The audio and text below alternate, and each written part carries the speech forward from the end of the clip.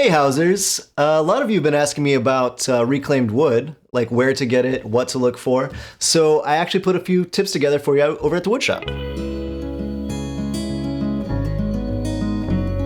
We can start with this piece here, which I believe is an old piece of just your standard yellow pine. Same kind of stuff that 2x4s today are made out of. This happens to be probably around 70 to 90 years old, somewhere in there. While you're hunting for your reclaimed wood, you'd want to keep in mind the dimension of the wood and how much work would go into using that particular dimension for the product that you're trying to produce. This one would be a good example to use for like a box or maybe a picture frame or even like a really skinny tabletop because of the thickness of it is about 1 inch. Has some character, it has some nail holes, it has some stains and whatnot from the years of abuse and use.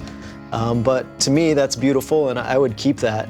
Maybe you wanna get rid of this darker color, which can be done with a lot of sanding, or you could plane it down, like the backside here, and then reveal the natural tone of that wood, which is just buried below the surface a little bit. This is very old growth, you can tell how tight the grain is there. That's something you want to keep in mind too when you're hunting for your reclaimed wood. The older, really the better, the more structurally sound. It's just gonna be a much easier wood to work with. There's gonna be less knots, tighter grain structure just makes for a denser board and ultimately a stronger piece of furniture. This particular wood is the same material that I used on this tabletop here. Great tight wood grain. There's a couple nail holes in here. There's even a couple of knots. Just gives it a more of a unique look. You can also find really interesting pieces while you're hunting, like this guy. This is actually a white pine, but you would never know that until you start working with it because it's covered in all this tar. It came from a water tower that got demolished here in Chicago. And then the other side of this, some people might not think this is usable at all. This might be garbage. I knew there was a beautiful board inside there somewhere, and so took the time to actually mill all this down and turn it into a nice, clean, usable piece of lumber. You can go from something like this and actually end up with a finished product like this. This is Ipe. Came from a sound barrier outside of the international airport here in Chicago. And it's been, you can see how grayed out it is. It's just been outside in the weather, untreated for years and years. And it just got bleached out to turn this nice weathered color. When you plane it down or start milling it, you get the fresh wood that's inside there.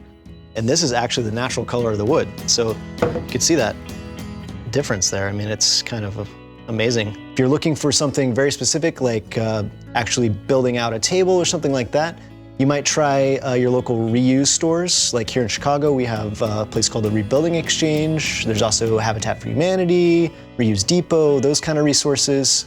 There's a lot of national companies that are specializing in the deconstruction and recycling industry that would be good for your project. As far as the lead paint issues, really, if something's covered in paint like this board here, I don't really take any chances with it. I mean, most likely if it's coming from the 70s or prior to that, it's gonna be lead paint. So when you're working with it, just make sure to wear the appropriate mask in a room that has good circulation. Don't have any children around or pets around because that dust accumulates, and when you ingest it, that's really when you have to worry about it. Once you're done working with the wood and you get to your finishing stage, sealing it in is really the very final precaution that you should take. So either a polyacrylic or a oil-based sealant will do the trick.